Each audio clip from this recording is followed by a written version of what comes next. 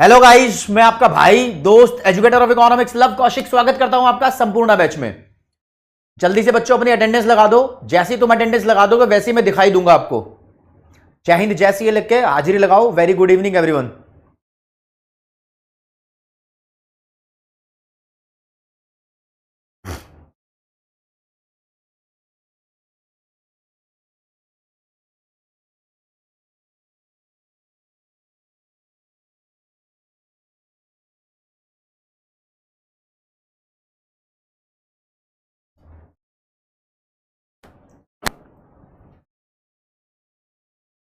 बहुत अच्छे भाई साहब, सारे बच्चे आ गए हैं क्लास के अंदर। Very very very good evening everyone. उम्मीद करता हूं सारे बच्चे बढ़िया हैं, जबरदस्त है, ओके रिपोर्ट है। एक बार मुझे थम्स अप का इशारा दो ताकि मैं क्लास को स्टार्ट कर दूं। हाँ दोस्तों, थम्स अप का इशारा दो, है ना। इशारों को मैं समझूंगा, राज को राज रहने दूंगा, ठीक है। हाँ यार, बाल हेयर स्टाइल आजकल थोड़ा खराब नहीं हो गया मेरा? तुमने देखा कि काफी टाइम से, काफी दिन हो गए यार, बिल्कुल बन ठन के नहीं रहता, हेयर स्टाइल ठीक नहीं रहता। कभी कभी अभी मुश्किल से 2-3 दिन पहले एक बार हेयर स्टाइल ठीक था, जिस दिन सीए फाउंडेशन का रिजल्ट आया था वो जबरदस्ती ठीक था, है ना। बहुत जल्दी कम बैक करेंगे, बहुत जल्दी पूरी एनर्जी वापस लेकर आएंगे, ठीक है। आज की क्लास में भी उदित जैन सबसे पहले बेसिक कराऊंगा। बहुत शांतिपूर्वक आपको मेरी बातों को सुनना होगा, उसके बाद बुक वाले कंटेंट पे आएंगे। पहले एक बेस बिल्ड करेंगे, उस बेस के अंदर ही पूरी यूनिट खत्म हो जाएगी वैसे, लेकिन मॉड्यूल से, कंटेंट से एक बार पढ़ाऊंगा। तो सबसे पहले मान्य सिंगल इंप्रूव हो रही है हेल्थ धीरे धीरे। तो दोस्त, this is your lecture number 4 of chapter 8 money market, जिसके अंदर हम यूनिट 3 को स्टार्ट कर रहे हैं, मॉनेटरी पॉलिसी। लेकिन मैं इस मॉनेटरी पॉलिसी को स्टार्ट करने से पहले आपको बहुत सारे बेसिक्स बताऊंगा, ठीक है। बहुत ज्यादा बेसिक्स बताऊंगा।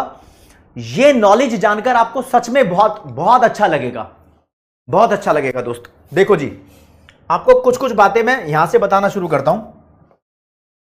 अभी यहां पर हर एक बच्चा जानता है कि कोई बैंक है, मान लो स्टेट बैंक ऑफ इंडिया, इसके पास जितना भी पब्लिक का डिपॉजिट पैसा रखा होता है, मान लो 100 करोड़ रखा है, ये इसका कुछ पोर्शन सीआरआर के तौर पे रखता है, मान लो 5 करोड़। कुछ पोर्शन अपने पास स्टैट्यूटरी लिक्विडिटी रेशियो रखता है, मान लो 15 करोड़, और बाकी सारा पैसा जनरली ये लोन पे दे देता है। ऐसा ही होता है नॉर्मली। मान लो 80 रखने को तो बैंक एक्सेस रिजर्व भी रख लेते हैं, लेकिन मैं ये मान के चल रहा हूं इतना तो होता ही होता है। आरबीआई की रेगुलेशन के हिसाब से ये जरूरी है, जितना आरबीआई ने बोला है उतनी रिजर्व रेशो रखनी उसको जरूरी है। सीआरआर एसएलआर हर एक बैंक को रखनी जरूरी है। ये तो पब्लिक का डिपॉजिट है दोस्तों। बैंक ने कुछ ना कुछ अर्न भी किया है। अपनी अर्निंग का क्या करता है ये बैंक? पैसा भी तो कमा रहा है, प्रॉफिट कमा रहा है। उस प्रॉफिट से क्या करता है ये अपने पास कुछ चीजें खरीद के रखता है। उसमें से एक चीज है गवर्नमेंट सिक्योरिटीज। क्या है? Government securities.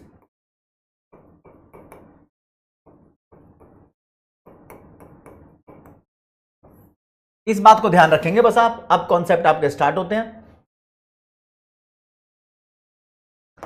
देखो जी, कभी कभी बैंक को प्रॉब्लम हो जाती है, उसके पास कैश की शॉर्टेज हो जाती है। सारा पैसा लोन पे दे दिया, कुछ आरबीआई को दे रखा है, अपने पास जो पैसा रखा है वो कम पड़ गया इसको। भाई लोग पैसा निकालने के लिए आ गए ज्यादा, और बैंक को हो गई प्रॉब्लम, उसको पैसा चाहिए होता है। तो ये बैंक उधार मांगने के लिए आरबीआई के पास चला जाता है। कोई भी कमर्शियल बैंक उधार पैसा मांगने के लिए सेंट्रल बैंक के पास चला जाता है। क्या बोला मैं? कोई भी कमर्शियल बैंक उधार पैसा मांगने के लिए आरबीआई के पास चला जाता है। इतनी बात को समझो, ठीक है। अब भाई साहब, आरबीआई इससे पूछता है कि तेरे को पैसा शॉर्ट टर्म के लिए चाहिए, शॉर्ट टर्म के लिए या लॉन्ग टर्म के लिए? तो बैंक ने बोला, इस बैंक ने, कि तू मेरे को पैसा दे दे लॉन्ग टर्म के लिए। क्या? लॉन्ग टर्म के लिए। तो इसके बदले में आरबीआई कमर्शियल बैंक से लेगा। क्या लेगा? इंटरेस्ट रेट मेरे दोस्त, क्या लेगा? Interest rate. जब कमर्शियल बैंक आरबीआई से लॉन्ग टर्म के लिए उधार मांगेगा तब बदले में आरबीआई इंटरेस्ट रेट लेगा, ठीक है। लेकिन अगर कमर्शियल बैंक बोलता आरबीआई तू मुझे उधार दे शॉर्ट टर्म के लिए, क्या बोलता? शॉर्ट टर्म के लिए लोन दे दे, लॉन्ग टर्म के लिए नहीं, तो आरबीआई फिर बोलेगा तू मेरे को अब भी दे, क्या? Interest rate. तो देखो दोस्तों, जब जब कमर्शियल बैंक आरबीआई से लोन लेगा उसको बदले में इंटरेस्ट देना पड़ेगा, राइट। लॉन्ग टर्म लोन के बदले में जो इंटरेस्ट दिया जाता है उस इंटरेस्ट रेट को बोलते हैं बैंक रेट। बैंक रेट, ध्यान रखना। और शॉर्ट टर्म लोन के बदले में जो इंटरेस्ट दिया जाता है उसे बोलते हैं रेपो रेट।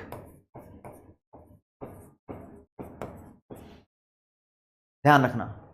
अब सुनो मेरी बात, आजकल तो बैंक रेट होता ही नहीं है, प्रैक्टिकल बात ही नहीं है, खत्म कर दिया। आरबीआई ने कमर्शियल बैंक को लॉन्ग टर्म के लिए लोन देना बंद कर दिया। हद से हद 7-8 दिन के लिए लोन देता है, 7-8 दिन वाला शॉर्ट टर्म लोन होता है, बस इतने ही दिनों की हेल्प करता है। ये रियलिटी आपको बता रहा हूं, ठीक है। फिर बैंक रेट का कॉन्सेप्ट क्यों है भाई साहब? बैंक रेट को डिस्काउंट रेट भी बोलते हैं, ये थ्योरी में लिख दूंगा, लिखा हुआ है, ठीक है। अब सिर्फ चक्कर किसका चलता है? रेपो रेट का चक्कर चलता है। आरबीआई बोलता है कि अगर तूने मेरे से शॉर्ट टर्म लोन लिया है ना तो इसके बदले में कुछ गिरवी तो रखवा। क्या रखवा? गिरवी तो रखवा। तो जब जब लोन आरबीआई देता है बैंक को तो इसके साथ साथ में गिरवी रखवा लेता है। गिरवी मतलब कोलेट्रल, क्या? Government securities. तो आरबीआई सरकारी सिक्योरिटीज को गिरवी रखकर बैंक को लोन देता है। ये रही ना गवर्नमेंट सिक्योरिटीज इसके पास रखी होती है, तो वो इसको लोन देता है। मानते हो आप? मानते हो? ठीक है। जब आप देखो, तो जब बैंक इसका पैसा वापस कर देगा, आरबीआई का पैसा वापस कर देगा, तो अपनी सिक्योरिटीज को वापस ले लेगा। क्या ले लेगा? वापस ले लेगा। तो इसके लिए रेपो रेट के लिए एक नया वर्ड दिया हुआ है, इसको बोलते हैं repurchase. Repurchase rate. Repo rate को रीपरचेज रेट इसलिए बोलते हैं कि आरबीआई बोलता है अपनी गवर्नमेंट सिक्योरिटीज जो तूने मेरे पास गिरवी रखवा रखी है उसको वापस खरीदेगा, तो उसके लिए रेट तेरे को ये देना पड़ेगा, इंटरेस्ट रेट। वापस ले लियो, ये देता रहा मुझे। यानी गवर्नमेंट सिक्योरिटीज को गिरवी रखवाने के बदले का जो इंटरेस्ट रेट है वो रीपरचेज रेट बोल दो या रेपो रेट बोल दो, बात एक ही है। कॉन्सेप्ट समझ में आना चाहिए। नाम तो कुछ भी रख लो, कुत्ते को तोता बोल दो, तोते को मैना बोल दो, मैना को बकरी बोल दो, बकरी को बैंगन बोल दो, कुछ भी बोल दो, नाम में कुछ नहीं रखा, कॉन्सेप्ट समझ में आना चाहिए। ठीक है जी। तो एक तो पता होना चाहिए कि भैया आरबीआई फ्री फंड में लोन नहीं देता, कुछ ना कुछ गिरवी रखवाता है। ठीक है। यहां पर किसी बच्चे ने अगर कोई डाउट पूछो, आज की क्लास में मैं आपको बेसिक बेसिक बताऊंगा भाई, नॉलेज दे रहा हूं आज की क्लास में, ज्यादा नहीं पढ़ाऊंगा। ठीक है। नारायण कुलकर्णी कह रहे हैं चाणक्य 2.0 से अपने सेल्फ नोट से इनसे रिवीजन करो भाई, इस बार भी इकोनॉमिक्स के पेपर सुप्रिया आसानी आएगा। अच्छा सौरभ पांडे, उसको मैं एक्सप्लेन कर दूंगा, टेंशन मत लो आप। ठीक है। कॉल नहीं होगी आज। इतनी बातें समझ में आई? अब देखो मेरे दोस्त, आपको एक बात बताता हूं। आरबीआई का रूल है, यहीं से सुनो, आरबीआई का रूल है कि आरबीआई ने बोल दिया सीआरआर और एसएलआर इतनी रखनी है। मान लो किसी बैंक से मिस्टेक हो गई, क्या हो गई? मिस्टेक। बैंक ने बोला मेरे पास एसएलआर 15 नहीं है, मेरे पास एसएलआर 10 है, तो कितनी कम है? 5 की कमी है। कितनी कमी है? 5 की कमी है। तो भाई ये कमी होनी नहीं चाहिए। समझ में आ रहा है क्या बोल रहा हूं? एसएलआर या कमर्शियल बैंक जो अपने पास लिक्विड फॉर्म के अंदर पैसा रखता है, वो आरबीआई के रूल के हिसाब से इसने नहीं रखा। गलती हो गई, इससे गलती हो गई। तो बस जब कोई कमर्शियल बैंक अपने रिजर्व रेशियोज में से किसी को मेंटेन नहीं कर पाता तो आरबीआई उसके ऊपर इंटरेस्ट चार्ज करता है, पेनल्टी लगाता है। वो पेनल्टी बैंक रेट के बराबर होती है। इसलिए बैंक रेट को बोलते हैं पीनल रेट। बस भाई, पीनल रेट बनकर रह गया है बैंक रेट। आज के टाइम में इसका कोई वजूद नहीं है, क्योंकि आरबीआई लॉन्ग टर्म लोन देता ही नहीं कमर्शियल बैंक को। नया कॉन्सेप्ट ध्यान रखना। ओके, इतनी बात ठीक है। ओके, और बैंक रेट को डिस्काउंट रेट भी बोलते हैं, बहुत सारे नाम है, ठीक है। वजह के पीछे मत जाओ, बस नाम नाम देखो क्या बोल रहे हैं क्या नहीं बोल रहे। ओके, इतनी बात समझ में आई। अब बताता हूं भाई आपको,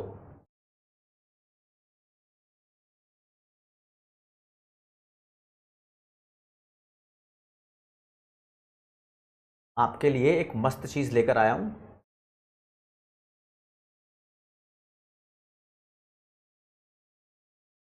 खाली समझाया था पहले, ठीक है। अब देख लो, हर कोई बैंक क्या करता है, हर कोई बैंक यही करता है ना, डिपॉजिट का थोड़ा सा हिस्सा सीआरआर, थोड़ा सा एसएलआर, थोड़ा सा लोन।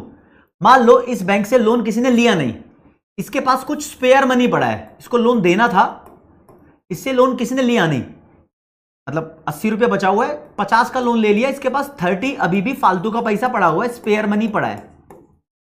ये इस पैसे को कहां पार्क करेगा, इसकी पार्किंग कहां करेगा, मतलब कैसे इसको यूज करेगा। इस पैसे को वो डिपॉजिट कर देता है किसके पास, आरबीआई के पास। तो एक बैंक के पास अगर स्पेशल पैसा पड़ा हुआ फालतू का, तो वो डिपॉजिट कर सकता है उस पैसे को आरबीआई के पास।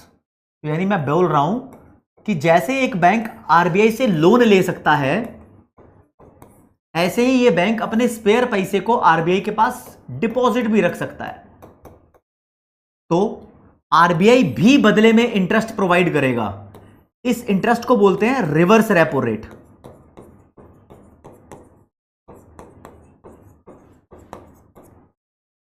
ध्यान रखना, रिवर्स रेपो रेट। तो रिवर्स रेपो रेट कौन है, रिवर्स रेपो रेट कौन देता है, ये आरबीआई देगा। क्यों, क्योंकि आरबीआई ने पैसा रखा है इसका। तो आपको दो बातों में डिफरेंस समझ में आना चाहिए, एक होता है रेपो रेट, एक होता है रिवर्स रेपो रेट। ध्यान रखना, इस चैप्टर की वेटेज यश 10 नंबर की है। तो अब इसके अंदर जो मेन बात आपको समझनी चाहिए कि यार ये भी इंटरेस्ट रेट है रेपो रेट, और रिवर्स रेपो रेट भी इंटरेस्ट रेट है, तो इन दोनों में से ज्यादा कौन होगा। तो आरबीआई बोलता है कि जो आरबीआई इंटरेस्ट रेट चार्ज करेगा कमर्शियल बैंक से वो ज्यादा होगा, जो आरबीआई चार्ज करेगा वो ज्यादा होगा, और जो आरबीआई देगा उनके डिपॉजिट पे वो कम होगा।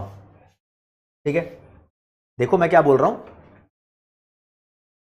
मैं बोल रहा हूं रिवर्स रेपो रेट ये कम होता है रेपो रेट से। ध्यान रखना, रेपो रेट कौन देता है, बैंक देगा। रिवर्स रेपो रेट कौन देगा, आरबीआई देगा। तो जनरली क्या होता है, आरबीआई बोलता है कमर्शियल बैंक को, तू मेरे से लोन लेगा तो मैं तेरे से 5% इंटरेस्ट चार्ज करूंगा। कितना, 5%। लेकिन तू मेरे पास डिपॉजिट रखवाएगा तो मैं तेरे से 4% इंटरेस्ट चार्ज करूंगा। असली असली देसी घी की नॉलेज ले लो, प्योर देसी घी की नॉलेज दे रहा हूं। आरबीआई सिर्फ और सिर्फ रेपो रेट डिसाइड करता है। क्या डिसाइड करता है, रेपो रेट डिसाइड करता है। मान लो आरबीआई ने रेपो रेट 5% डिसाइड कर दी, बस यही डिसाइड करता है। इसके बाद ऑटोमेटिकली रिवर्स रेपो रेट असलियत में डिसाइड हो जाता है, बैंकों को पता लग जाता है। रेपो रेट अगर 5% है तो रिवर्स रेपो रेट 4% होगा। रिवर्स रेपो रेट का फॉर्मूला होता है, रेपो रेट जितनी भी डिसाइड करी है उसमें से 1% माइनस कर दो। अगर ये 5% डिसाइड की है, इसमें से 1 माइनस कर दो तो 4% रिवर्स रेपो रेट है। यानी आरबीआई बोलता है मई जब तेरे को लोन देगा तो तेरे से ज्यादा इंटरेस्ट लेगा, लेकिन जब तेरा डिपॉजिट अपने पास रखेगा तो तेरे को कम इंटरेस्ट देगा। ये रूल बना रखा है। ठीक है, सौम्या उपाध्याय पूछ रही है पीडब्ल्यू बुक पेज नंबर बता दो। अरे नॉलेज ले लो पहले, फिर वो थ्योरी की तरह पढ़ाने लग जाऊंगा ना धर धर धर धर धर, फिर बोलोगे सर यहां से सुन रहा हूं वहां से निकाल रहा हूं, समझ नहीं आ रहा। पहले नॉलेज लो, समझो कॉन्सेप्ट को, इन वर्ड्स को आगे यूज करूंगा। ठीक है, चलो जी, कितनी सारे पता लगाइए आपने बातें। अब देखो वापस इस पे ही आओ। अच्छा देखो जी, गवर्नमेंट की सिक्योरिटीज गिरवी रख के आरबीआई लोन लेता है और कमर्शियल बैंक लोन लेता है आरबीआई से, इतना तुम्हें पता है। अब ध्यान रखो, एक बैंक के पास जो एसएलआर होती है ये लिक्विड एसेट्स की फॉर्म में रखा होता है। कौन सी फॉर्म में? Liquid assets. लिक्विड एसेट्स, मान लो एक बैंक को 15 करोड़ रुपए रखने हैं, तो लिक्विड एसेट्स का मतलब जनरली क्या होता है? कैश रखता है बैंक, गोल्ड भी रख लेता है, गवर्नमेंट सिक्योरिटीज भी रख लेता है। बैंक जनरली इन तीनों का कॉम्बिनेशन रखता है अपने पास। मान लो 15 करोड़ का एसएलआर रखना था, उसने यहां पर 8 करोड़ का कैश रखा, 2 करोड़ का गोल्ड रखा, 5 करोड़ की गवर्नमेंट सिक्योरिटीज, ऐसे रखता है। क्या ये सच्चाई तुम्हें पता थी पहले? हाँ राजदीप, यही बात है, मतलब आरबीआई लेता ज्यादा है देता कम है, समझ गए? वो वाला वो हो गया। ये पता था तुम्हें क्या? क्या ये किसी किताब में लिखा है अच्छे से? ये किसी किताब में अच्छे से लिखा भी नहीं। लेकिन दोस्त आपको पता होना चाहिए, आप इकोनॉमिक्स के असली ज्ञाता बनना चाहते हो तो ऐसे ही इकोनॉमिक्स पता होनी चाहिए आपको। हर्ष अग्रवाल जी, देख लेते हैं आप क्या पूछ रहे हो। हर्ष अग्रवाल कह रहे हैं ये चैप्टर कम समझ में आ रहा है, क्या बात कर रहे हो यार। Prithviraj Singh, fractional reserve system का मतलब जो नॉर्मल हमारा टोटल रिजर्व एक फ्रैक्शन बैंक को अपने पास रखना पड़ता है, इसको ही बोलते हैं फ्रैक्शनल रिजर्व सिस्टम। यानी ये जो सिस्टम है, सारा का सारा पैसा जो भी आता है इसका एक फ्रैक्शन रिजर्व रखना पड़ता है। This is called fractional reserve system. नहीं पता थी बच्चों को पहले, ठीक है जी।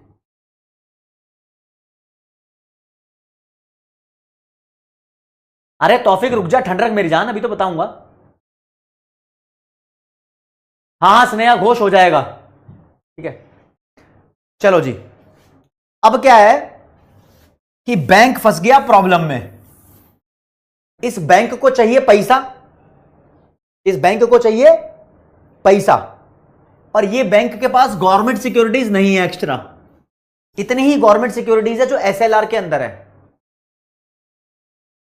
बैंक को चाहिए पैसे, भैया पैसे कौन देगा? आरबीआई। लेकिन आरबीआई तो लेगा बदले में इससे क्या? रेपो रेट लेता है। इसके पास गवर्नमेंट की सिक्योरिटीज है ही नहीं, तो आरबीआई लोन क्यों दे? लेकिन आरबीआई कहता है यह तेरी गलती है कि तू मेरे पास कुछ गिरवी नहीं रखवा सकता, मैं तेरे को स्टैंड करने का एक मौका देता हूं। क्या करने का? स्टैंड करने का। बैंक को बचाने के लिए आरबीआई उसकी हेल्प करता है, स्टैंड करने का मौका देता है। क्या बोला? स्टैंड करने का मौका देता है, ठीक है। एडिशनली, एडिशनली मतलब एक्स्ट्रा हेल्प कर रहा है, इसको बोलते हैं मार्जिनली, ठीक है। मार्जिनली स्टैंड करने की एक फैसिलिटी दे रहा है आरबीआई यहां पर। बैंक को पैसा चाहिए, एमएसएफ बोल रहा हूं इसको मैं, MSF, MSF, marginal standing facility. Bank को पैसा चाहिए, रीजन कोई भी हो सकता है, इसके पास गिरवी रखवाने के लिए कुछ नहीं है, तो आरबीआई बोलता है तेरा स्पेशल केस है, तेरे को पैसा तो चाहिए, बिना पैसे के तो तू कुछ नहीं कर पाएगा। तो एक काम कर, ये वाली गवर्नमेंट सिक्योरिटीज है ना, ये वाली, ये गिरवी रखवा दे। बैंक बोलता है हो मेरे से तो गलती हो जाएगी आरबीआई, ये तो मैं एसएलआर मेंटेन करने के लिए सिक्योरिटी रखी है, अगर मैंने ये नहीं रखी तो तू मेरे ऊपर पीनल रेट लगा देगा, पेनल्टी लगा देगा। आरबीआई बोलता है झंडू बाम, ज्यादा मत बोल, तेरा स्पेशल केस है, सिर्फ तेरे को ये हेल्प कर रहा हूं मैं, लेकिन इस हेल्प का हर्जाना भी भुगतेगा तू। आरबीआई क्या बोलता है? आरबीआई बोलता है तू एसएलआर में से निकाल के मुझे सिक्योरिटीज दे दे, क्योंकि बिना गिरवी रखवाए तो मैं घंटा लोन नहीं दूंगा तेरे को। तो ऐसे में बैंक को जब कोई मार्जिनल यानी एडिशनल लोन आरबीआई देगा, क्या दे रहा है? एडिशनल एक फैसिलिटी दे रहा है, मार्जिनल स्टैंडिंग फैसिलिटी मान लो इसको, कह रहा है तेरे को स्टैंड करने की मैं एडिशनल फैसिलिटी दे रहा हूं, तो इस फैसिलिटी के बदले तेरे से जो इंटरेस्ट चार्ज करूंगा, इस इंटरेस्ट को बोलूंगा मैं एमएसएफ रेट। यानी है सारे इंटरेस्ट ही, है सारे इंटरेस्ट ही। तो अब आरबीआई कह रहा है तूने अपनी मैनेजमेंट में प्रॉब्लम दिखाई, तू खुद भसूड़ी में फंसा, तू खुद प्रॉब्लम में फंसा, तूने अच्छी मैनेजमेंट नहीं दिखाई, तो अब तेरे को इंटरेस्ट देना पड़ेगा ज्यादा। इतनी बात बोल रहा है, बताओ समझ में आ रही है? थम्स अप करो, जल्दी जल्दी बोलो, थम्स अप करो।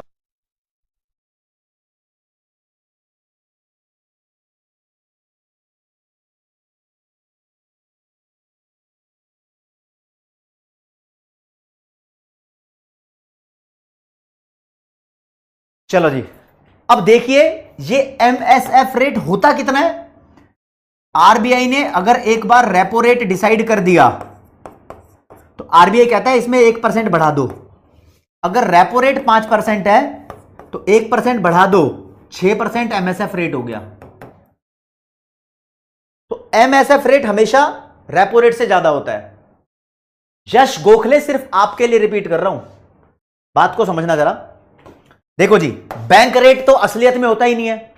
बैंक रेट एक ऐसे ही डिसाइड करके छोड़ देते हैं, असलियत में नहीं होता। बैंक रेट को डिस्काउंट रेट बोलते हैं। एक पेनल्टी होती है, अगर कोई बैंक अपनी एसएलआर को, रिजर्व रेशियो को मेंटेन नहीं कर पाया तो आरबीआई उससे पेनल्टी चार्ज करता है उतने इंटरेस्ट की, तो उसको बोलते हैं बैंक रेट। ठीक है जी। उसके अलावा बैंक अगर कमर्शियल बैंक को शॉर्ट टर्म लोन देगा तो उसको बोलते हैं दे दे। लेकिन आरबीआई अगर किसी बैंक को शॉर्ट टर्म लोन देगा तो आरबीआई दे देता है, लेकिन उससे जो इंटरेस्ट चार्ज करता है वो रेपो रेट होता है। ठीक है जी। अब मान लो रेपो रेट 5% है, आरबीआई लीग से हटकर उसकी एडिशनल हेल्प कर रहा है, ऐसे वाली, कहता है तेरे पास कुछ बचा नहीं गिरवी रखवाने को, मैं फिर भी तेरे को आउट ऑफ द बॉक्स जाके लोन दे रहा हूं, इसमें से देकर लोन दे रहा हूं, तो अब मैं जो तेरे से इंटरेस्ट चार्ज करूंगा उसे बोलूंगा एमएसएफ रेट। ये रेपो रेट से 1% फालतू होगा। ठीक है जी।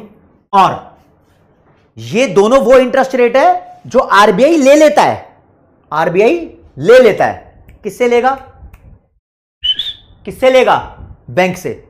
लेकिन जब आरबीआई की देने की बारी आएगी तो वो रिवर्स रेपो रेट देता है, जो कि रेपो रेट से 1% कम होता है। तो आरबीआई देता कम है, लेता ज्यादा है। और आरबीआई डिसाइड क्या करता है? अरे जब भी आरबीआई अपनी पॉलिसी बनाता है ना, वो सिर्फ रेपो रेट डिसाइड करता है। इसलिए न्यूज़पेपर में हर जगह यही आता है, रेपो रेट बढ़ गया, रेपो रेट कम हो गया। क्यों? यही डिसाइड कर दिया ना। तो अपने आप इकोनॉमिस्ट को, सीए को, जो नॉलेजेबल बंदे होते हैं उन्हें पता लग जाता है कि रेपो रेट डिसाइड करते ही रिवर्स रेपो रेट का पता लग गया और एमएसएफ रेट का पता लग गया। दोस्तों, इस वाली फैसिलिटी की वजह से आरबीआई को बोलते हैं lender of the last resort. Lender of last resort 12th class में इतना डिटेल में नहीं बताया जाता। Lender of last resort. कोई पूछे कि आरबीआई को लेंडर ऑफ लास्ट रिजोर्ट क्यों बोलते हैं, आप बताओगे एमएसएफ की वजह से। अब यश गोखले सुनना मेरी बात को, ठीक है। विजय अभय कह रहा है रिवर्स रेपो रेट 6.5% है। हाँ होगी। Lender of the last resort, last resort का मतलब होता है जो मुसीबत में हेल्प करे। शाहरुख खान ने बोला था गौरी खान मेरी लास्ट रिजोर्ट है, मतलब शाहरुख की हेल्प मुसीबत में गौरी करती है, उसकी वाइफ करती है। तो हर एक बैंक बोलता है मुसीबत में उसकी हेल्प आरबीआई करता है। तो आरबीआई ऐसे हेल्प करता है, हेल्प तो कर देता है लेकिन पैसा ज्यादा लेता है। समझे यार? मैं तुम्हें ऐसे इकोनॉमिक्स पढ़ाना चाहता हूं,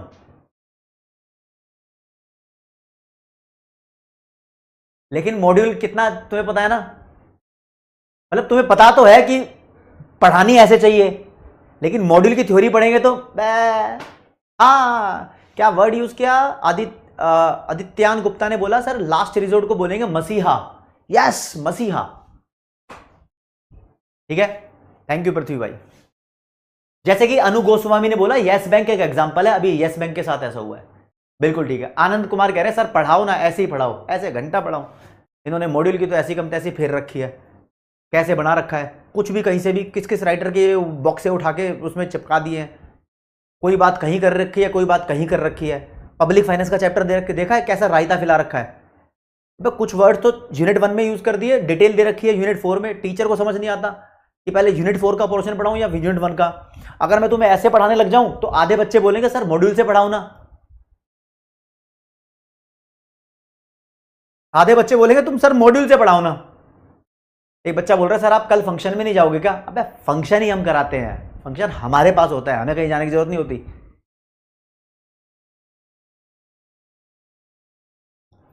समझे? लेकिन मैं डेमो दे रहा हूं तुम्हें कि ऐसे पढ़ाऊंगा, फिर उसको मॉड्यूल से मैच करा दूंगा। ठीक है, ओके, तुम समझो इस बात को, ठीक है। ये बात क्लैरिटी के साथ आपके भेजे में घुस गई है, इतना मैं मान के चलता हूं, ठीक है जी। तो कहते हैं आरबीआई जब भी पॉलिसी बनाता है तो सिर्फ रेपो रेट को डिसाइड करता है, बाकी सारी रेट ऑटोमेटिकली डिसाइड हो जाती है।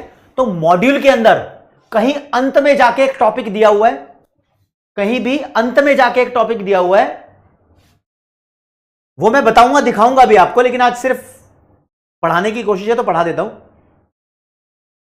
टॉपिक का नाम है पॉलिसी रेट्स। टॉपिक दिखा रहा हूं, पढ़ा नहीं रहा भाई अभी, कोई डरना मत। टॉपिक का नाम है पॉलिसी रेट। पॉलिसी रेट में एक होता है बैंक रेट, लेकिन नकली में आज के टाइम में ये कोई रेट होता नहीं है। कहता है बैंक रेट वो रेट होता है जिसमें आरबीआई लॉन्ग टर्म के लिए फंड प्रोवाइड करता है बैंक को। बैंक रेट वो इंटरेस्ट रेट होता है जिस पर RBI long term loan provide करता है कमर्शियल बैंक को, ठीक है ना, ओके। लेकिन आजकल ये चार्ज नहीं होता, तो bank rate is used to prescribe penalty. किस लिए? Not maintain the prescribe SLR और सीआरआर, मतलब कोई भी उसने रिजर्व रेशियो मेंटेन नहीं की है तो उसके लिए पेनल्टी लगाने के लिए बैंक रेट को इस्तेमाल किया जाता है, ठीक है। उसके अलावा दूसरी होती है, इस वर्ड को भी भूल जाओ, इस वर्ड को भूल जाओ भी, रेपो रेट। रेपो रेट मैंने बताया एक ऐसा इंटरेस्ट रेट होता है जिसमें बैंक बोरो करते हैं फ्रॉम आरबीआई, किस बेसिस पे? शॉर्ट टर्म बेसिस पे, और अगेंस्ट अ रीपर्चेज एग्रीमेंट। मतलब वो शॉर्ट टर्म के लिए बैंक बोरो करेगा आरबीआई से, उसके पास अपनी सिक्योरिटीज गिरवी रखवाएगा और उसको बोलेगा मैं भविष्य में उसको वापस ले लूंगा, रीपर्चेज कर लूंगा, एक साइन करेगा एग्रीमेंट, कोलेटरल रखवाता है ना, गिरवी रखवाता है, और लेटर बाय कर लेगा। लेटर मतलब बाद में उसको बाय कर लेगा, और वो टाइम पहले से डिफाइन होता है, प्री डिफाइंड टाइम 6-7 दिन होता है, इससे ऊपर का नहीं होता। ये बोलने से डर रहा है, भाई में जिग रहा है, बोलता है 7 दिन के अंदर ही आजकल चल रहा है मैटर ये, ठीक है जी। अगला मैंने बताया रिवर्स रेपो रेट, ठीक है। शॉर्ट में लिखना अलाउड ही नहीं है भाई, मैं तो रिवर्स रेपो रेट लिख रहा हूं। कोई बच्चा बोलेगा सर रिक्वायर्ड रिजर्व रेशो, ठीक है, ओके। मुस्कान कह रही है सर हम थ्योरी इग्नोर क्यों कर रहे हैं? अबे सब बताऊंगा, टेंशन मतलब। तो रिवर्स रेपो रेट क्या होती है? रिवर्स रेपो रेट वो रेट होती है जो आरबीआई पे करता है बैंक्स को। क्यों? क्योंकि बैंक ने अपना एडिशनल फंड, फालतू का पैसा आरबीआई के पास रखवाया है, डिपॉजिट किया है। क्या बोला? डिपॉजिट किया है। और जनरली जितनी भी रेपो रेट होती है उसमें से 1 माइनस कर दो, रिवर्स रेपो रेट आ जाती है। रिवर्स रेपो रेट कैसे आती है? रेपो रेट में से 1 माइनस कर दो। और इसके अलावा मैंने आपको एक एडिशनल चीज बताई, marginal standing facility, MSF rate, lender of the last resort होने का ये। और एमएसएफ रेट रेपो रेट का +1 होता है। मान लो रेपो रेट 5% है तो इसमें 1 प्लस कर दो तो 6% एमएसएफ रेट हो जाएगा। एमएसएफ रेट भी एक तरीके से पेनल्टी रेट ही होता है, क्योंकि बैंकों ने अपने पास आरबीआई की पॉलिसी के हिसाब से मेंटेन नहीं की है कुछ भी। तो it is the rate at which central bank lend money to banks. Central bank पैसा उधार देगा किसको? बैंक्स को, over the rate available under the repo policy. यानी जो भी रेपो रेट की पॉलिसी होगी उससे ओवर चार्ज करेगा। Banks availing MSF rate can use a maximum of 1% of SLR securities. अब लॉजिक क्या बताया है ये इंपॉर्टेंट नहीं है, डेप्थ में ज्यादा चले गए, इंपॉर्टेंट नहीं है। कहता है कि बैंक के पास जितनी भी सिक्योरिटी रखी हुई है वो सारी गिरवी रख के लोन नहीं ले सकते ये, ठीक है। उसका 1% ही गिरवी रख सकते हैं। यानी 5 करोड़ की सिक्योरिटी है तो 5 करोड़ का 1% हो गया 5 लाख, उतना ही लोन ले सकते हैं। मैंने तो 5 करोड़ बता दिया था आपको, लेकिन एग्जाम्पल बताया था वो, तो यहां क्लैरिटी हो गई। क्या हो गई? क्लैरिटी हो गई, ठीक है जी। अब देखिए दोस्त, एक नया कॉन्सेप्ट आता है, जनरली क्या होता है, मैं बात करता हूं कैश की। कैश को बोलते हैं लिक्विड, कैश को लिक्विड या लिक्विडिटी बोल लो। अगर किसी बैंक के पास एडिशनल फंड है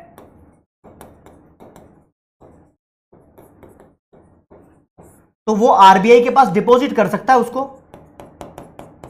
किसके पास? आरबीआई के पास। तो आरबीआई बदले में उसको रिवर्स रेपो रेट देता है, राइट? मानते हो? सिंपल सी बात।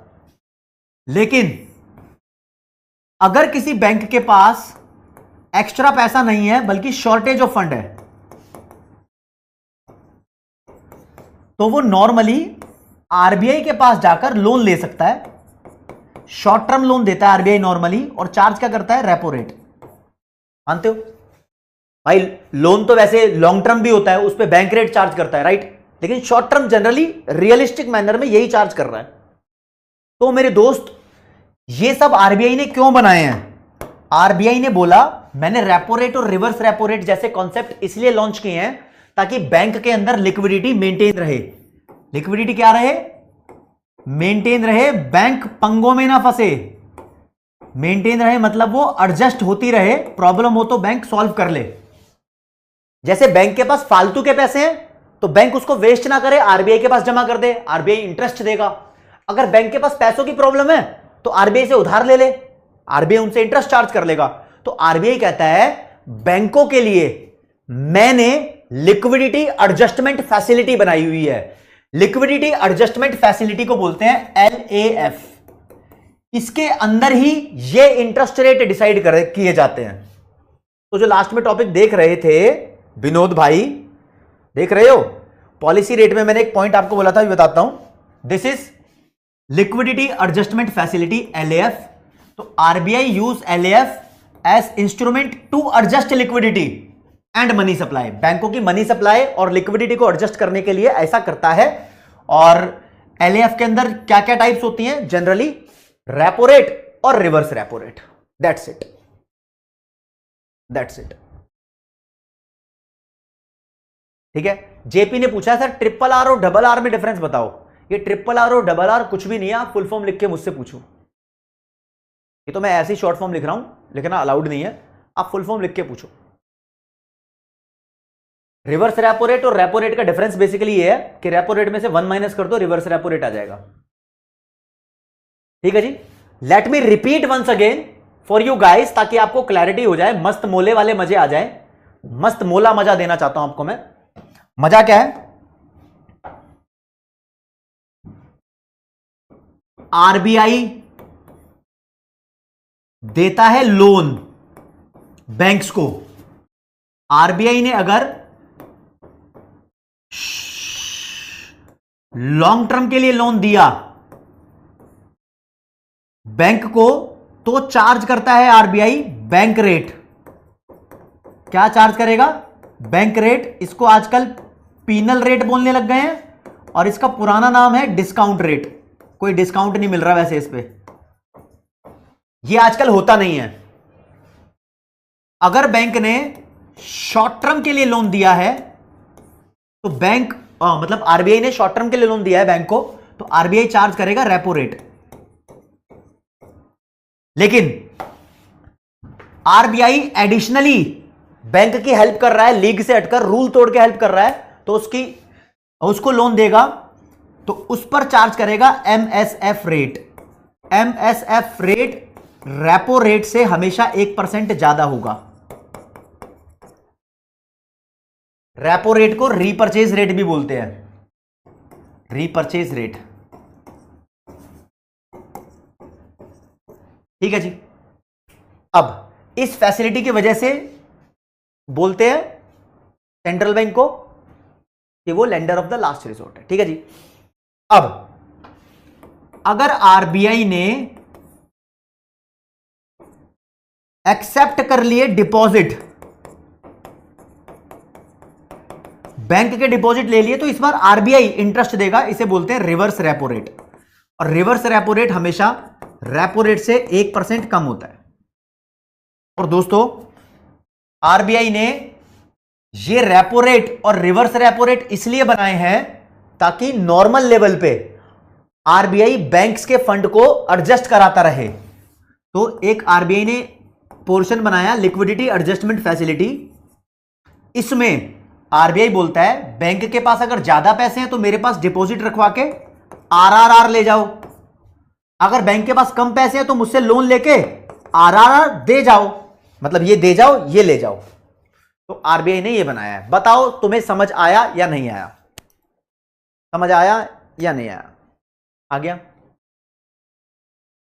आ गया जी। पूरा का पूरा मैंने ये समझाया आपको, ये रिपीट भी कर दिया। सॉर्टेड है या नहीं है? थम्स अप कर दो एक बारी, फिर आगे बढ़ूंगा।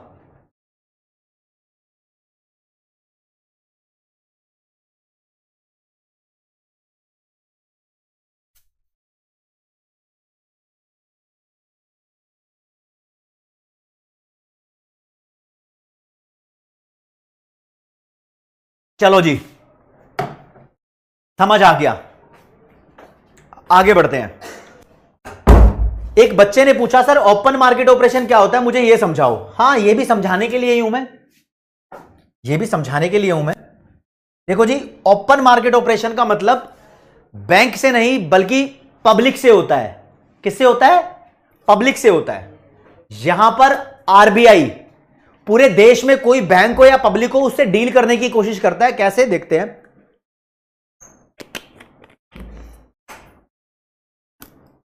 अनु गोस्वामी, एलएएफ एक फैसिलिटी है जिसमें बैंक के कैश को एडजस्ट किया जा रहा है। ठीक है, देखिए मैं आपको बता रहा हूं, ओपन मार्केट ऑपरेशंस, शॉर्ट में बोलते हैं ओएमओस। ये क्या होते हैं? आरबीआई देश की पब्लिक को, पब्लिक मान लो, बैंक मान लो, सब आते हैं इसके अंदर, सरकारी कंपनी की सिक्योरिटी बेच देता है, कभी कभी सेल कर देगा। क्या? गवर्नमेंट कंपनी की सिक्योरिटीज सेल कर देगा। ध्यान रखना, गवर्नमेंट कंपनी की सिक्योरिटीज आरबीआई पब्लिक को सेल कर सकता है। या फिर आरबीआई पब्लिक के पास जो गवर्नमेंट कंपनी की सिक्योरिटीज रखी है उसको बाय कर लेगा।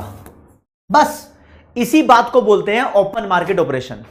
ओपन मार्केट ऑपरेशन का मतलब क्या होता है कि गवर्नमेंट सिक्योरिटीज आरबीआई बेच दे या खरीद ले, इसको बोलते हैं ओपन मार्केट ऑपरेशन। हां, इससे फर्क क्या पड़ता है, इकोनॉमी के ऊपर फर्क क्या पड़ेगा, यह तुम्हें देखना है।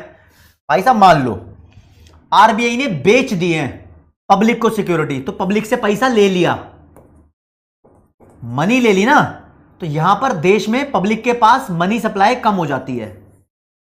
ध्यान रखना, ओके।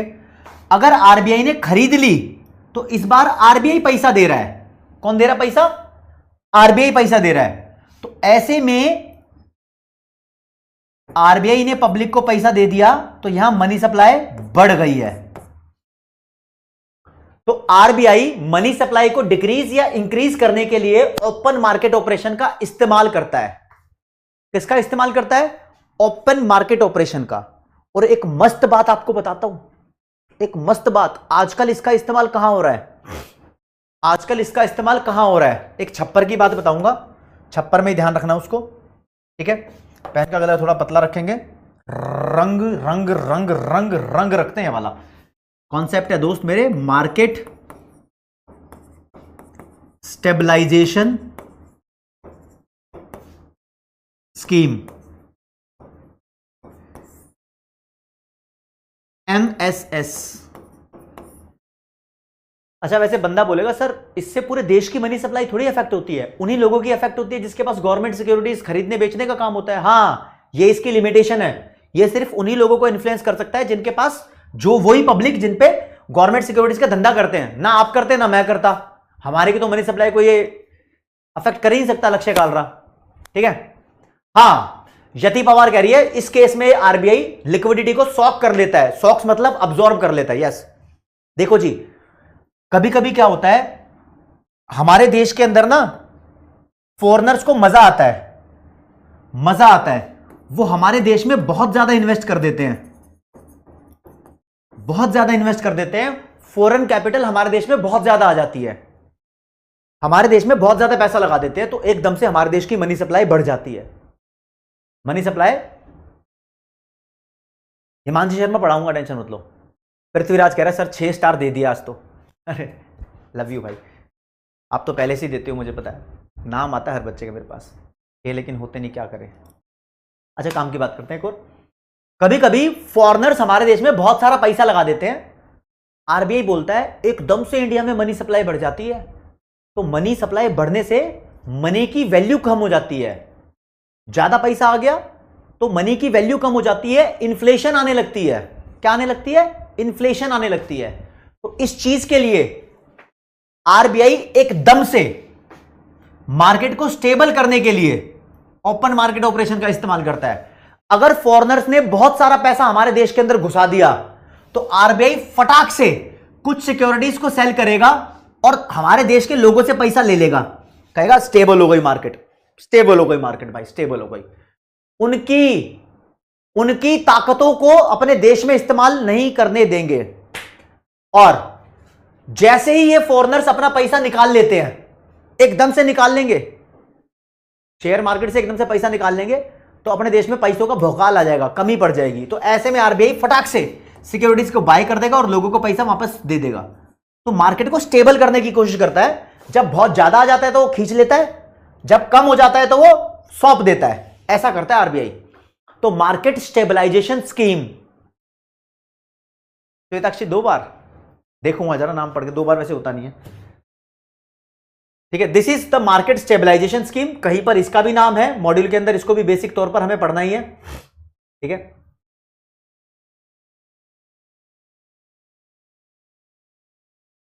वैसे ये अभी मत पढ़ना, ये जो लिखा है ये पढ़ा देता हूं। मार्केट, नीले रंग से करते हैं भाई। मार्केट स्टेबलाइजेशन स्कीम क्या होती है? Under MSS the government of India borrow from RBI. MSS के अंदर सरकार आरबीआई से भी बोरो कर सकती है, ठीक है। और क्या इशू कर देती है? इशू कर देती है ट्रेजरी या डेटेड सिक्योरिटीज। यानी क्या कहना चाहता है ये? सरकार क्या करती है, जब भी बाहर से बहुत सारा पैसा देश के अंदर आ जाता है तो ये जो डेटेड सिक्योरिटीज होती है, डेटेड सिक्योरिटीज का मतलब होता है ऐसी सिक्योरिटीज जिस पर कोई डेट लिखी होती है मैच्योरिटी की, ठीक है, इतने दिन के लिए, उतने दिन के लिए। तो यहां पर गवर्नमेंट का बहुत बड़ा रोल होता है भाई। गवर्नमेंट ही कहती है आरबीआई को कि देखो हमारे देश के अंदर अब क्या हो चुका है, फॉरेनर्स ने पैसा निकाल लिया है, ठीक है।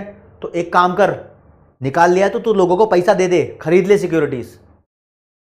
और कई बार गवर्नमेंट बोलती है फॉरेनर्स का पैसा आ गया हमारे देश के अंदर, बहुत सारा पैसा आ गया, मनी की वैल्यू कम हो जाएगी, इन्फ्लेशन आ जाएगी भाई, तो तू एक काम कर, फटाक से पब्लिक को सिक्योरिटी बेच दे, सिक्योरिटी इश्यू कर दे या ट्रेजरी बिल इश्यू कर दे और बेच दे, बेच के पैसा उनसे ले ले, ठीक है। ऐसा करती है।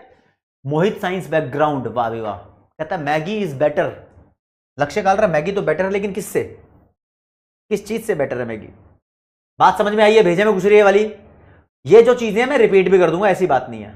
देखो अब दोस्तों, काम की बात करते हैं। चैप्टर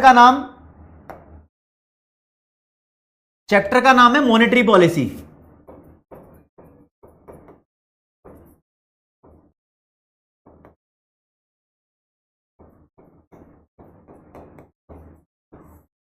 मॉनेटरी पॉलिसी एक ऐसी पॉलिसी होती है जो एक देश का सेंट्रल बैंक बनाता है। कौन बनाता है? सेंट्रल बैंक मनी सप्लाई को इंक्रीज और डिक्रीज करता है। तो मनी सप्लाई को इंक्रीज और डिक्रीज करने की पॉलिसी को बोलते हैं मॉनेटरी पॉलिसी। तो कोई बोले व्हाट इज मॉनेटरी पॉलिसी, तो it is the policy made by central bank. Central bank बनाता है। इसमें वो 2 काम करता है, मनी सप्लाई को इंक्रीज और डिक्रीज करता है। और इंक्रीज और डिक्रीज कैसे करता है भाई साहब? उसके हाथ में होता है इंटरेस्ट रेट। अगर वो इंटरेस्ट रेट को कम कर देता है तो लोग लोन लेने लग जाते हैं, उससे मनी सप्लाई बढ़ जाती है। क्या हो जाती है? बढ़ जाती है। आरबीआई ने बोला कम इंटरेस्ट पे लोन मिलेगा, सब लोन ले लेंगे, लोगों के पास पैसा बढ़ जाएगा। आरबीआई ने बोला हम इंटरेस्ट बढ़ा रहे हैं, तो लोग लोन कम लेंगे, मनी सप्लाई कम हो जाएगी, राइट। तो मनी सप्लाई को इंक्रीज और डिक्रीज करने की जो पॉलिसी होती है उसे बोलते हैं मॉनेटरी पॉलिसी। अगर आरबीआई ने मनी सप्लाई को इंक्रीज किया तो इसे बोलेंगे expansionary monetary policy. Expansionary monetary policy. अगर आरबीआई ने मनी सप्लाई को डिक्रीज किया तो इसे बोलेंगे कॉन्ट्रैक्शनरी मॉनेटरी पॉलिसी। शॉर्ट में लिखता हूं, लिखना अलाउड नहीं है वैसे। Expansionary monetary policy, contractionary monetary policy. आपने पढ़ा नहीं था, मैंने आपको बताया था दोस्त फिस्कल पॉलिसी के बारे में। फिस्कल पॉलिसी भी तो दो तरीके की होती है, एक होती है एक्सपेंशनरी फिस्कल पॉलिसी, एक होती है कॉन्ट्रैक्शनरी फिस्कल पॉलिसी। हाँ याद आया। क्या होती है एक्सपेंशनरी फिस्कल पॉलिसी? वो होती है जिसमें एग्रीगेट डिमांड को बढ़ाने की कोशिश की जाती है। एक्सपेंड का मतलब बढ़ाना। और कॉन्ट्रैक्शनरी फिस्कल पॉलिसी वो होती है जिसके अंदर एग्रीगेट डिमांड को कम करने की कोशिश की जाती है ना। कैसे होता है बढ़ाना? बढ़ाना कैसे होता है? या तो सरकार अपना एक्सपेंडिचर बढ़ा देगी या टैक्स कम कर देगी, और या सरकार अपना एक्सपेंडिचर कम कर देगी, टैक्स बढ़ा देगी। खैर ये तो पुरानी बात है। इधर आओ, इधर भी ऐसा होता है क्या? जी हां, एक्सपेंशनरी मॉनेटरी पॉलिसी में भी एग्रीगेट डिमांड को बढ़ाया जाता है देश में। भाई तुम मनी सप्लाई ज्यादा कर दोगे, लोगों के पास पैसा ज्यादा आएगा तो वो डिमांड ज्यादा करेंगे। और कॉन्ट्रैक्शनरी मॉनेटरी पॉलिसी में भी मनी सप्लाई को कम करके डिमांड को कम किया जाता है। तो ये जो नाम रखे हैं एक्सपेंशन, कॉन्ट्रैक्शन, ये एग्रीगेट डिमांड को बढ़ाने और कम करने के लिए लक्ष्य कालरा रखे हैं। समझे इस बात को? इसलिए नाम रखे हैं ये। चलो काम की बात करते हैं, काम की बात करते हैं। आपको जानना है जो ये मॉनेटरी पॉलिसी है इसका यूज कहां होता है। देखो जी मैं बताता हूं, मुश्किल सिचुएशन में यूज होता है। मुश्किल प्रॉब्लम होती है देश के अंदर, प्रॉब्लम होती है देश के अंदर मेनली दो तरीके की। एक, या तो देश के अंदर रिसेशनरी गैप हो गया हो, रिसेशनरी सिचुएशन चल रही हो, प्राइस बहुत ज्यादा कम है, डिफ्लेशनरी सिचुएशन चल रही है, बर्बादी हो रही है। या हो सकता है देश में इन्फ्लेशनरी सिचुएशन चल रही है, महंगाई बहुत ज्यादा है। दोस्त महंगाई क्यों होती है? क्योंकि डिमांड बहुत ज्यादा होती है। तो ऐसे में इन्फ्लेशन वाली सिचुएशन को अगर तुम करेक्ट करना चाहते हो, if you want to correct inflationary वाली सिचुएशन, तो उसमें देश में डिमांड को कम करवाओ। और इसके लिए तुम्हें कॉन्ट्रैक्शनरी मॉनेटरी पॉलिसी यूज करनी होगी इस चैप्टर के हिसाब से। कॉन्ट्रैक्शनरी मॉनेटरी पॉलिसी में हम मनी सप्लाई को कम करते हैं तो डिमांड कम हो जाएगी। और दोस्त मनी सप्लाई कब कम होगी? जब तुम इंटरेस्ट बढ़ा दोगे। तो इंटरेस्ट बढ़ाना और मनी सप्लाई कम करने से यह सिचुएशन करेक्ट हो जाती है। एग्जाम के लिए इंपॉर्टेंट है। फिस्कल पॉलिसी में मैंने कराया था, इसको करेक्ट करने के लिए हम क्या करते हैं? गवर्नमेंट एक्सपेंडिचर कम और टैक्स बढ़ा देते हैं। ऐसे ही करते थे फिस्कल पॉलिसी में। खैर ये मैं पढ़ा नहीं रहा आपको, इसको फिस्कल पॉलिसी से भी ठीक कर सकते हैं। सरकार दोनों चीजें यूज करती है एक साथ। अब डिफ्लेशनरी गैप है, ये इसलिए आया है क्योंकि देश में सामान की डिमांड नहीं है। तो अगर इसको करेक्ट करना है तो डिमांड को बढ़ाओ। डिमांड को बढ़ाने के लिए क्या कर सकते हैं? एक्सपेंशनरी मॉनेटरी पॉलिसी यूज करो।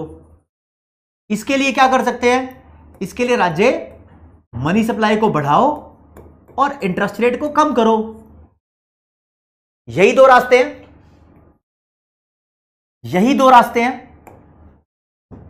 तो भाई एक तो ये क्वेश्चन बन सकता है। अब जैसे कि तुमसे कोई पूछ ले भैया ये मनी सप्लाई कैसे बढ़ती है, तुम बोलोगे बहुत सारे हथियार हैं। अभी ओपन मार्केट ऑपरेशन का हथियार था, मनी सप्लाई को बढ़ाना है तो आरबीआई को बोलो बाय कर लेगा गवर्नमेंट सिक्योरिटीज। हाँ यार ये भी सॉल्यूशन है। ठीक है, मनी सप्लाई को बढ़ाना है तो RBI should by government securities from public. और बताऊं, और बहुत सारे हैं। किसी भी इंटरेस्ट रेट को, रेपो रेट हो गया या सीआरआर हो गया, एसएलआर हो गया, किसी भी चीज को कम कर दो, मनी सप्लाई बढ़ जाएगी।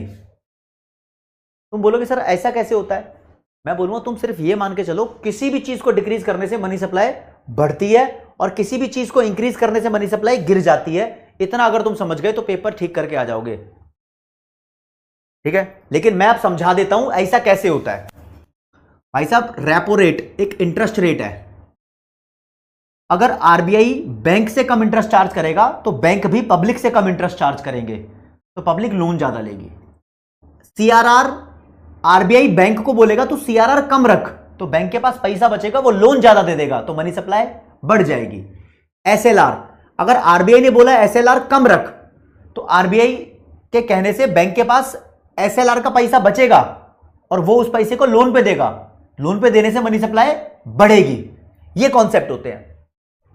इसका उल्टा यहां पर होगा। ये तो मैं ऐसी ब्रीफिंग दे रहा हूं, ठीक है। चलो जी, डाउट देख लेते हैं। बच्चे बोले sir please check doubt. MSF ये सब शॉर्ट टर्म के लिए होता है मनीष भाई। मोर्टगेज का मतलब गिरवी होता है स्नेहा, वो गवर्नमेंट सिक्योरिटीज होती है, ठीक है। एमएसएफ रेट पिनल रेट से मनोज ज्यादा ही होता है। आरबीआई डायरेक्ट लोन नहीं दे सकती, रूल है भाई।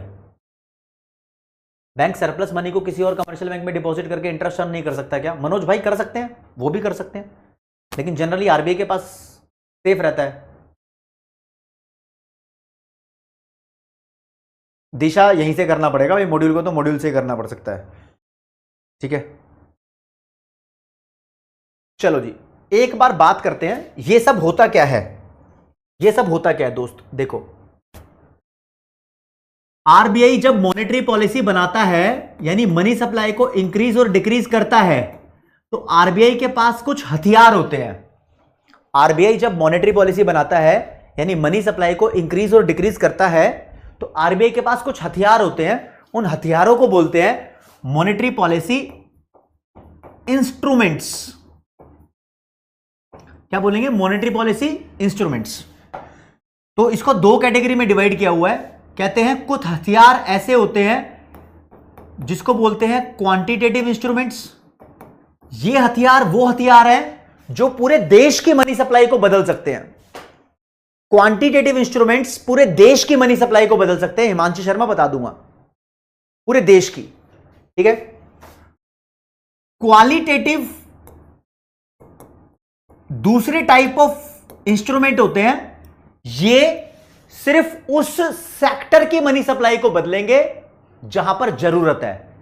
यानी आरबीआई को अगर किसी एक सेक्टर की मनी सप्लाई बदलनी है, लाइक एग्रीकल्चर, इंडस्ट्रियल या सर्विस सेक्टर, तो आरबीआई क्वालिटेटिव इंस्ट्रूमेंट को यूज करता है।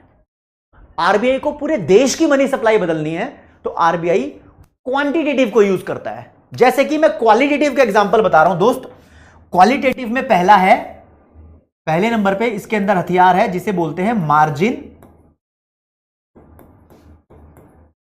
रिक्वायरमेंट। ये मार्जिन रिक्वायरमेंट क्या होता है? देखो जी, अगर तुम बैंक के पास लोन लेने जाओगे तो बैंक आपसे कुछ ना कुछ गिरवी मांगेगा, कोलेट्रल। मान लो बैंक ने बोला कि तुम 100 रुपए का गोल्ड या प्रॉपर्टी मेरे पास गिरवी रखोगे तो इसके बदले लोन हम तुम्हें देंगे 90 रुपए का, समझे? तो जितने का तुम गिरवी रखवाओगे उससे कम का लोन मिलेगा, और जो बीच का ये डिफरेंस है, इस डिफरेंस को बोलते हैं मार्जिन रिक्वायरमेंट। अगर मान लो यहां पर मार्जिन रिक्वायरमेंट 10 है, कोई बैंक आपसे यह बोलने लगा कि हम आपसे मार्जिन रिक्वायरमेंट ज्यादा लेंगे, आप 100 रुपए का कोलेट्रल रखवाओ, हम आपको लोन 15 का देंगे, 85 का डिफरेंस रखेंगे, तो आप इससे लोन लोगे क्या? नहीं लोगे। तो बोलते हैं मार्जिन रिक्वायरमेंट ज्यादा है तो लोग लोन कम लेते हैं। मार्जिन रिक्वायरमेंट ज्यादा है तो लोग लोन कम लेते हैं। तो आरबीआई की मर्जी है, वो मार्जिन रिक्वायरमेंट इंडस्ट्री के लिए बढ़ा सकता है, स्टील वालों के लिए बढ़ा सकता है। बोल देगा सभी बैंक को, जितने भी इंडस्ट्रियल सेक्टर के लोग आएंगे ना, सबसे मार्जिन रिक्वायरमेंट ज्यादा चार्ज कर, तो लोग वैसे ही लोन नहीं लेंगे, समझे? किसी एक सेक्टर को पकड़ के ऐसा कर सकता है, ठीक है। एक और होता है भाई, दूसरा होता है moral suasion. Moral suasion, suasion का मतलब होता है प्रेशर, पार्टी वाला प्रेशर नहीं भाई,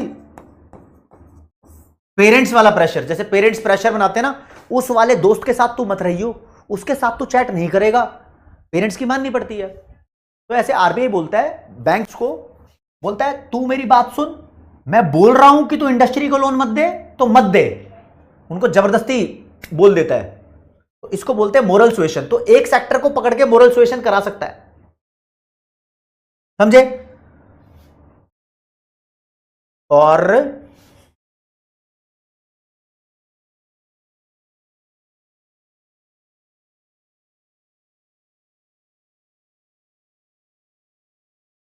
तीनों की डेफिनेशन एक साथ कराऊंगा। हां, तीसरा होता है सेलेक्टिव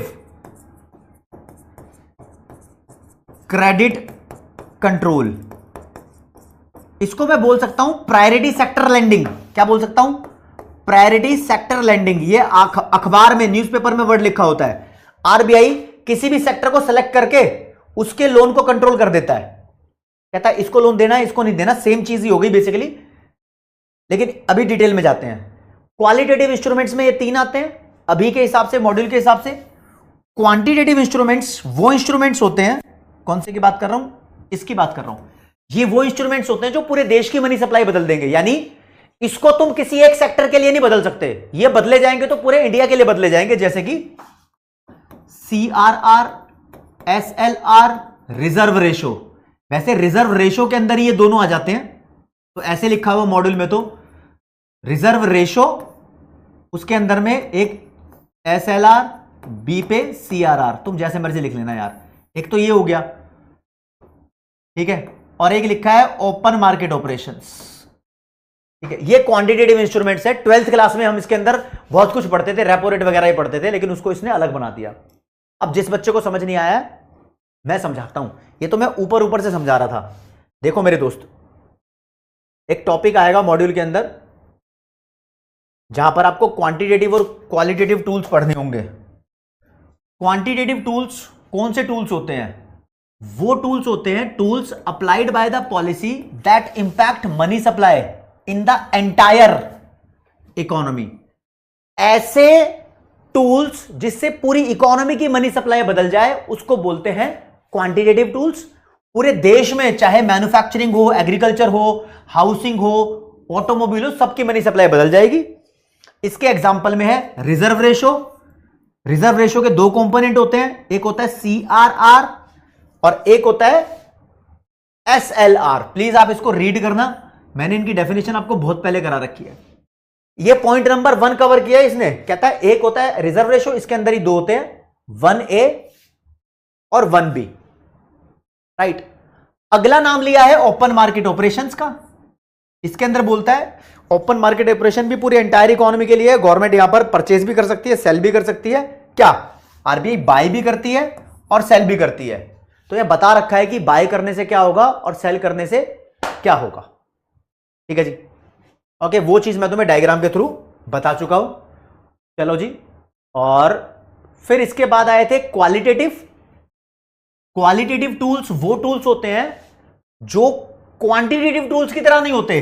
तो unlike quantitative tools, quantitative tools की तरह अनलाइक होते हैं, मतलब उसकी तरह नहीं होते। ये एंटायर इकोनॉमी को नहीं बदलते, उसकी मनी सप्लाई को नहीं बदलते। ये सिर्फ एक स्पेसिफिक सेक्टर की मनी सप्लाई को अफेक्ट करते हैं। इसको स्पेसिफिक सेक्टर की मनी सप्लाई को बदलते हैं,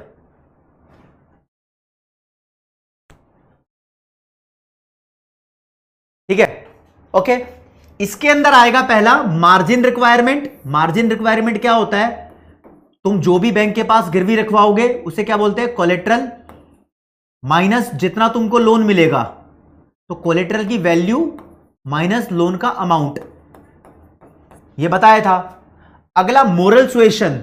आरबीआई जबरदस्ती कहता है by the way of persuasion, आगे लाड पुचकार के कैसे भी करके आरबीआई कन्विंस करता है बैंक को, कहता है तू अपना पैसा गवर्नमेंट की सिक्योरिटीज की फॉर्म में रख।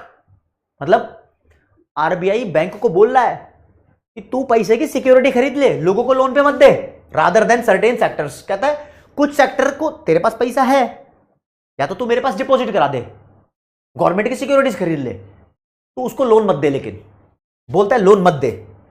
अगला है सेलेक्टिव क्रेडिट कंट्रोल। तो controlling credit by not lending to selective industries और स्पेकुलेटिव बिजनेसेस। आरबीआई बैन कर देता है सट्टे के बिजनेस को, कहता है सट्टे का बिजनेस है भाई, ये जुप्पी जुप्पी जो चल रहा है, पता नहीं क्या क्या है, गेम चल रहे हैं, कहता है इन सबको बैन कर, हटा सावन की घटा, इनको तो लोन नहीं देगा। समझ रहे हो? ध्यान रखना, यहां पर आरबीआई बोलता है तो सरकारी सिक्योरिटीज खरीद ले, यहां बोलता है इनको तो लोन दे ही नहीं सकता, बैन कर दिया, ठीक है। ओके रिपोर्ट है, चलो जी ठीक है।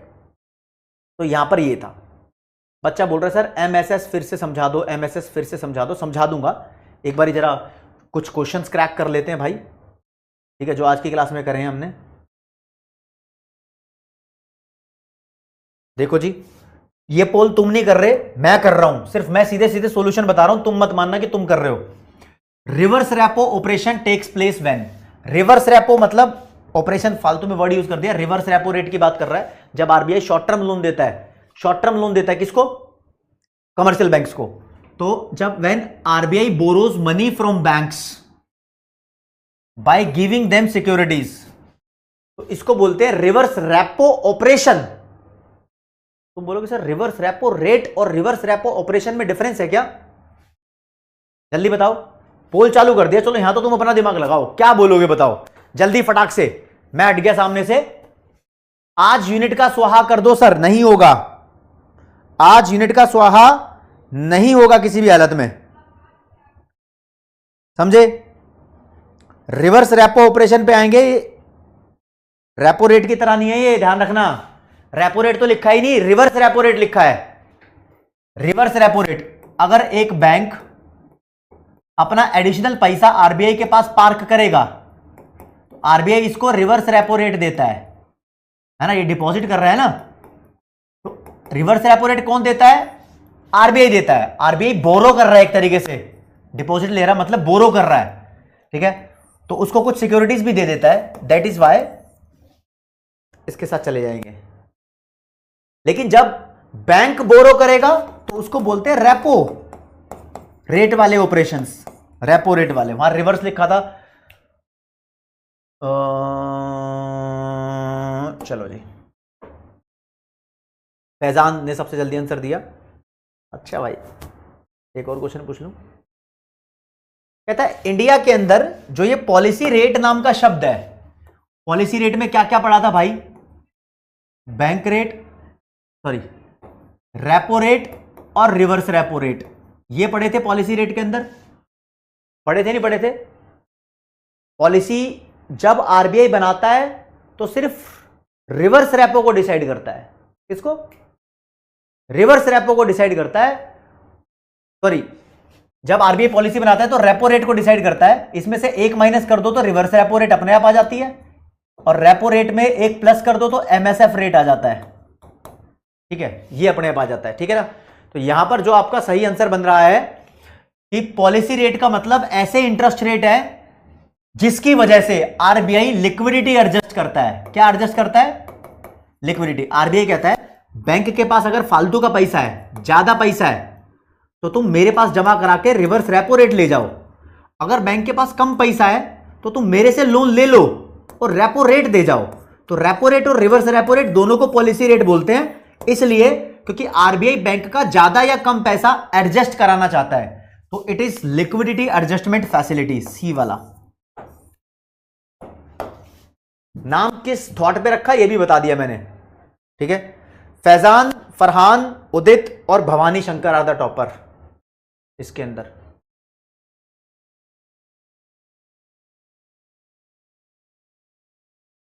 एक क्वेश्चन पूछा है भैया, बहुत आसान है, ठीक है। यहां पर कहता है dash is a money market instrument, कहता है एक इन चारों में से कोई मनी मार्केट इंस्ट्रूमेंट है विच इनेबल कोलेटरलाइज्ड शॉर्ट टर्म बोरोइंग, कहता है जिसकी वजह से कुछ कोलेटरल रख के गिरवी रखवाकर शॉर्ट टर्म बोरोइंग ली जा सकती है। शॉर्ट टर्म बोरोइंग ली जा सकती है, लैंडिंग बोरोइंग भी हो सकती है, लैंडिंग भी हो सकती है through cell purchase operations in the debt instrument, through cell purchase in the debt instrument. मतलब कह रहा है कि एज अ डेट इंस्ट्रूमेंट कोलेटरल्स रखवाई जाती हैं। फॉर एग्जांपल आरबीआई किसी कमर्शियल बैंक से बोल रहा है तो मेरे पास कोलेटरल रखवा दे, मैं तेरे को लोन दे दूंगा शॉर्ट टर्म के लिए, तो इस पे इंटरेस्ट भी चार्ज करेगा। That is repo, repo rate से रिलेटेड है, और repo rate is a money market instrument, ये मनी मार्केट का एक इंस्ट्रूमेंट है, ठीक है, कोई बात नहीं।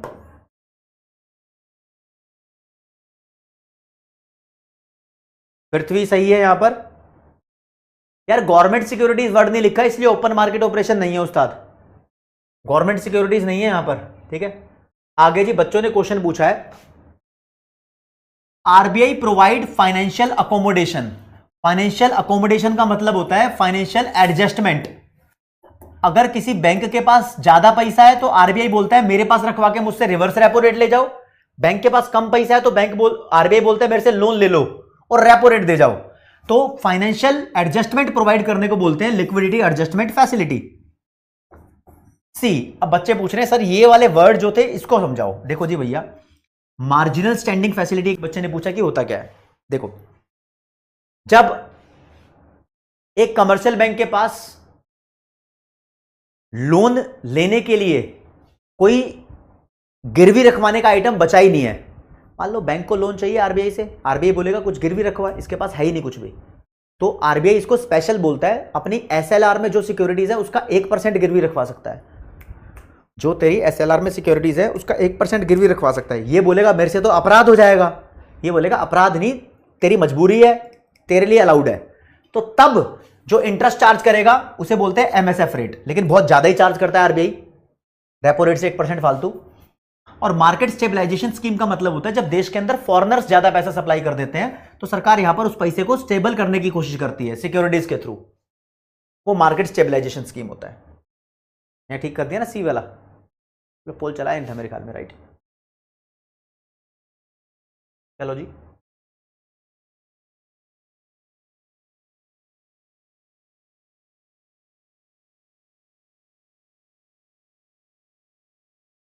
चलो जी आगे आ जाते हैं।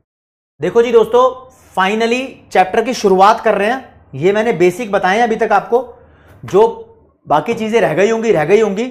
अब चैप्टर स्टार्ट हो रहा है मॉड्यूल से, अब चैप्टर स्टार्ट हो रहा है मॉड्यूल से, तो ये खतरे का कंटेंट आ रहा है तुम्हारे सामने।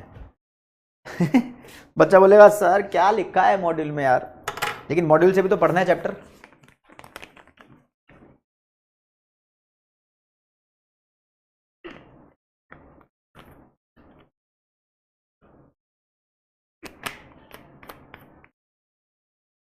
हाँ पृथ्वी, उसका पोल दिया नहीं था, मैं भूल गया था।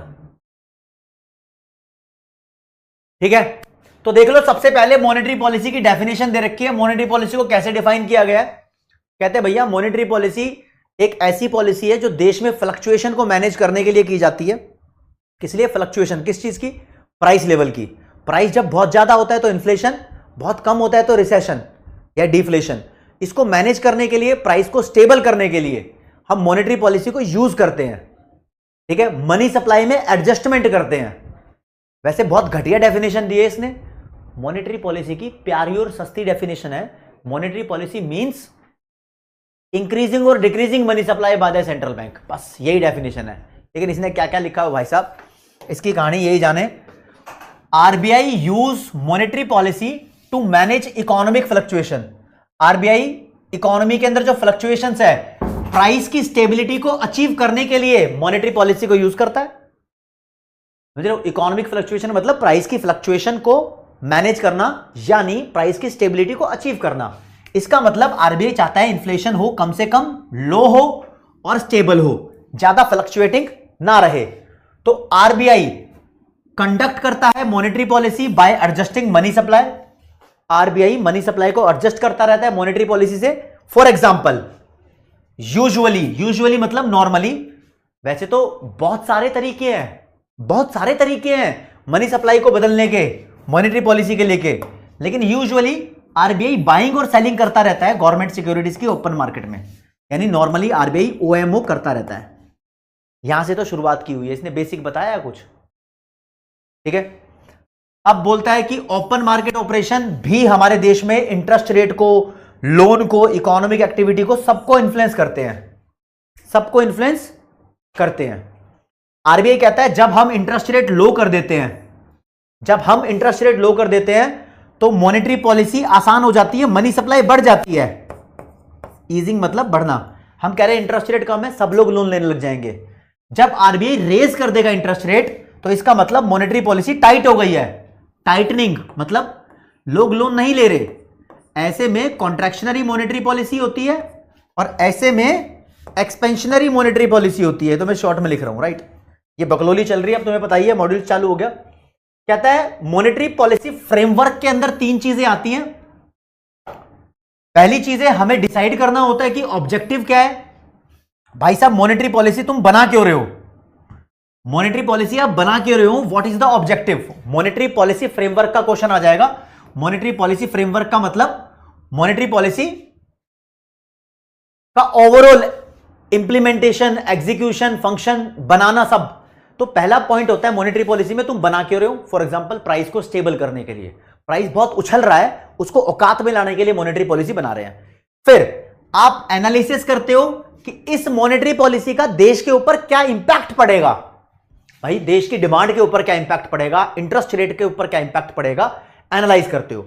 फिर यह देखते हो कि इसको ऑपरेट करने का प्रोसीजर क्या होगा। क्या बोला मैं? ऑपरेट करने का प्रोसीजर क्या होगा, मतलब तुम जो ये करने वाले हो मनी सप्लाई के साथ, उसको कैसे करोगे, कैसे काम में लाओगे, मतलब कौन से इंस्ट्रूमेंट को यूज करोगे तुम, क्वालिटेटिव या क्वांटिटेटिव। यस, इस पूरे चैप्टर के अंदर 3 आइटम पढ़ने हैं भाई। पहला, मॉनेटरी पॉलिसी के ऑब्जेक्टिव क्या होते हैं। दूसरा, मॉनेटरी पॉलिसी का देश के ऊपर इंपैक्ट क्या होता है, इसे मॉनेटरी ट्रांसमिशन बोलते हैं। ये मैं आज की क्लास में नहीं कराऊंगा। मैं आज की क्लास में आपको 2 टॉपिक कराऊंगा, एक ऑब्जेक्टिव ऑफ मॉनेटरी पॉलिसी और दूसरा ऑपरेटिंग प्रोसीजर। ऑपरेटिंग प्रोसीजर मैं ऑलरेडी करा चुका हूं। कैसे? भाई साहब देखो, मनी सप्लाई के लिए कौन सा इंस्ट्रूमेंट यूज करते हैं, यह समझाने के लिए मैं टॉपिक लाया हूं पीपीटी में। यहां लिखा है ऑपरेटिंग प्रोसीजर एंड इंस्ट्रूमेंट। इसके अंदर मैंने यह समझाना है, एक होते हैं क्वांटिटेटिव टूल्स या इंस्ट्रूमेंट्स, एक होते हैं क्वांटिटेटिव ना, हां बता दिया, ठीक है, और दूसरे होते हैं क्वालिटेटिव। बस हो गया खत्म। ये वाला पोर्शन मैं तुम्हें पढ़ा चुका, क्वांटिटेटिव और क्वालिटेटिव पढ़ने हैं इसके अंदर, और थोड़ा सा आगे जाके पॉलिसी रेट भी गिवन है, इतना मैं आपको बता चुका। ठीक है जी, चलो जी पहले पॉइंट पे आ जाऊं। फिर ट्रांसमिशन तो सर आप बोल रहे हो कि बाद में पढ़ाओगे, ये तो मैं बाद में पढ़ाऊंगा। सेकंड वाला पॉइंट, इसकी डिटेल में बहुत सारे चैनल देखने को मिलेंगे आपको। पहले पॉइंट पे आओ, ठीक है। ऑब्जेक्टिव क्या होते हैं भैया? नॉर्मल ऑब्जेक्टिव मॉनेटरी पॉलिसी के लिखकर लाए हैं आपके लिए। कहते हैं मॉनेटरी पॉलिसी के जो प्राइमरी ऑब्जेक्टिव होता है, पेपर के अंदर आ सकता है, the primary objective of monetary policy is maintenance of judicious balance between price stability and economic growth. कहता है इकोनॉमिक ग्रोथ भी होती रहे और प्राइस स्टेबल भी रहे, दोनों के बीच में एक सही बैलेंस बनाने को बोलते हैं जुडिशियस बैलेंस। जुडिशियस मतलब जुडिशरी वाला ना, सुप्रिया शर्मा वही ना। तो यह बोला गया है सबसे मेन ऑब्जेक्टिव होता है प्राइस स्टेबिलिटी के साथ साथ इको की ग्रोथ, इकोनॉमिक ग्रोथ होती रहे, यह प्राइमरी ऑब्जेक्टिव होता है। किसका किसका किसका होता है भाई? मॉनेटरी पॉलिसी का। और यह सब कुछ आरबीआई एक्ट में लिखा है। आरबीआई एक्ट 1934 में बनाया गया था, जिसके अंदर ऑब्जेक्टिव्स ऑफ आरबीआई लिखे थे कि वो क्यों अपने बैंक नोट्स को इश्यू करेगा, सब कुछ किस लिए करेगा। एक ही उसका व्यू रहेगा, मॉनेटरी स्टेबिलिटी, यानी स्टेबिलिटी के लिए करेगा सब कुछ, और देश के क्रेडिट सिस्टम को ज्यादा से ज्यादा फायदा पहुंचाएगा। इसके अंदर जो अंडरलाइन किया है वही आपके लिए काम का, वहीं से क्वेश्चन आ सकता है। लेकिन ये तो नॉर्मल बात है, इंडिया, चाइना और पाकि चोरों जैसी डेवलपिंग कंट्री के लिए ऑब्जेक्टिव क्या होते हैं वो अलग से लिखे हुए हैं। कहते हैं डेवलपिंग कंट्री के लिए जो ऑब्जेक्टिव होते हैं, भाई साहब देखो, ये ऑब्जेक्टिव तो हर एक देश के लिए है, प्राइमरी ऑब्जेक्टिव है मेन, लेकिन हमारे जैसे देशों के लिए ऑब्जेक्टिव होते हैं कि भैया maintenance of economic growth, developing country लिखा है ना, ठीक है ना, और एक एडिक्वेट फ्लो ऑफ क्रेडिट चलता रहे प्रोडक्टिव सेक्टर्स पे, यानी जो तुम्हारे देश के अंदर दिख रहा है बूम कर रहा है, जो जो सेक्टर बूम कर रहे हैं आप उन तक पैसे को रोको मत, अडानी अंबानी तक पैसा रोको मत एग्जाम्पल ऐसी बोल रहा हूं, मतलब वो सेक्टर्स जो अच्छा काम कर रहे हैं उन तक तो कम से कम गड़बड़ी मत करो। देश के अंदर इंटरेस्ट रेट को मॉडरेट लेवल पे रखो, सस्टेन मॉडरेट लेवल होना चाहिए इंटरेस्ट का, ना तो ज्यादा ना बहुत कम होनी चाहिए। और एक एफिशिएंट मार्केट डेवलप करो गवर्नमेंट सिक्योरिटीज के लिए, थ्रू ओपन मार्केट ऑपरेशन होता है, सरकार की जो सिक्योरिटीज होती है उसकी भी एक अच्छी मार्केट डेवलप करो। मॉनेटरी पॉलिसी यही चाहती है, क्यों? क्योंकि सरकार भी सक्षम हो सके देश के अंदर मनी सप्लाई को इन्फ्लुएंस करने के लिए। ज्यादा लोगों के पास गवर्नमेंट सिक्योरिटी होगी तो सरकार यूं फटाक से इन्फ्लुएंस कर देगी। तो ये मेन ऑब्जेक्टिव है, ये खत्म हो गया। मैंने क्या बोला, इस पूरे चैप्टर के अंदर आपको 3 आइटम पढ़ने हैं। कहां गया,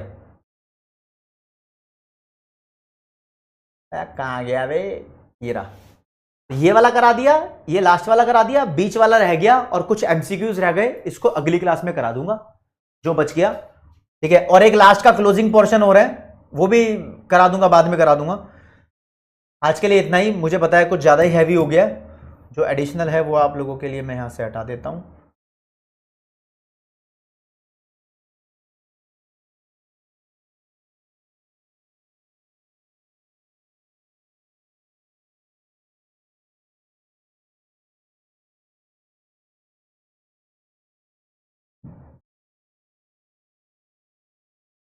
अभी एक दो एमसीक्यूज कर लेंगे।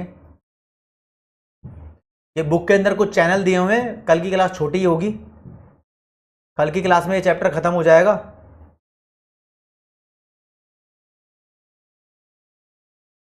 ठीक है जी, लो जी, यहां थोड़ा सा पोल चला देता हूं, उसके बाद क्वेश्चन पढ़ूंगा। तुम्हारे लिए पोल नहीं है, ये मैं ही करा रहा हूं बेसिकली। देख लो भैया, बोलता है which of the following is the function of monetary policy. चार लिखे हुए, मॉनेटरी पॉलिसी का फंक्शन क्या है, तो शुरू में लिखा था, मैंने पढ़वाया भी नहीं आपको। फंक्शन ये है कि वो रेगुलेट करेगा availability, cost and use of money and credit, this is the function. यानी आरबीआई रेगुलेट करेगा, मतलब कंट्रोल करेगा मनी सप्लाई को। मनी की कॉस्ट क्या होगी, मतलब लोन लेने के बदले में क्या इंटरेस्ट पे करना पड़ेगा, ये भी आरबीआई देखेगा, ठीक है। और लोग उसको कैसे यूज करेंगे ये भी आरबीआई देखता है normally. This is the answer. अब बोलोगे सर ये था कहां पर, हाँ यार ये दिखा भी दूं था कहां पर उस्ताद, मैंने तुमसे छिपाया, लेकिन क्वेश्चन में लेकर आ गया ना।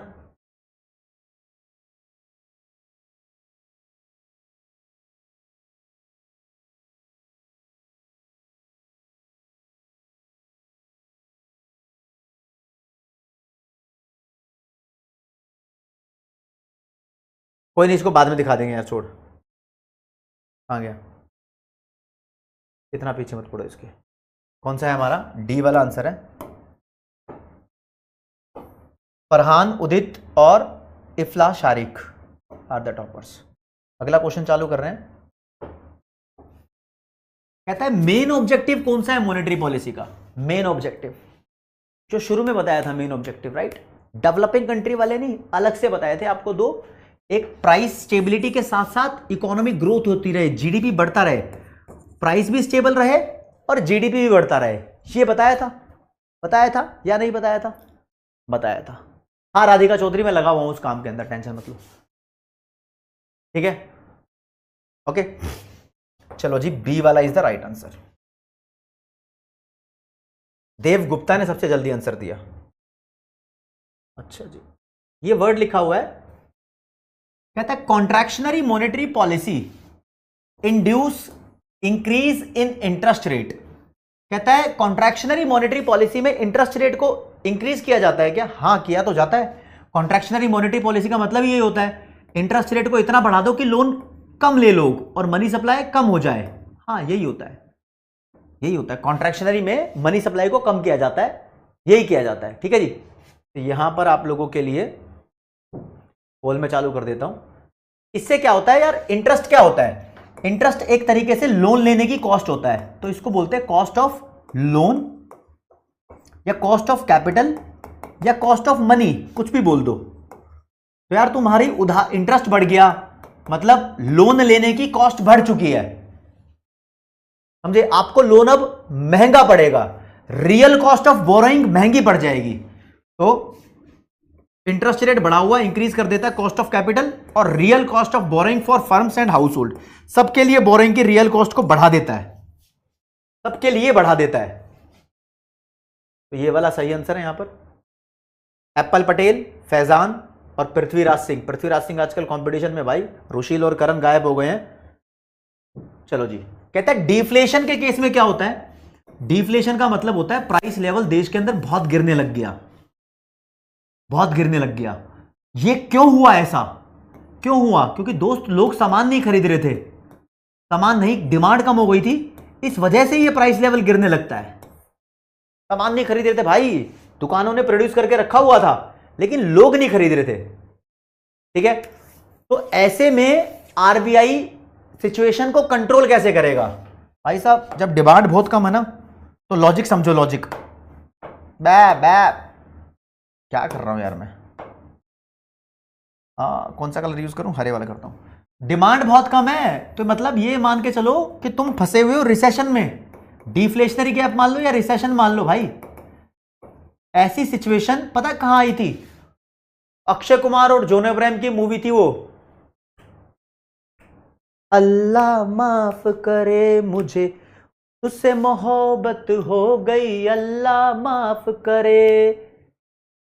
लोग कहते Superman from AM to PM। कौन सी मूवी थी वो? चित्रांगदा थी उसमें एक हीरोइन, और दूसरी याद नहीं आ रही। कौन सी मूवी थी वो? बैक कौन सी थी?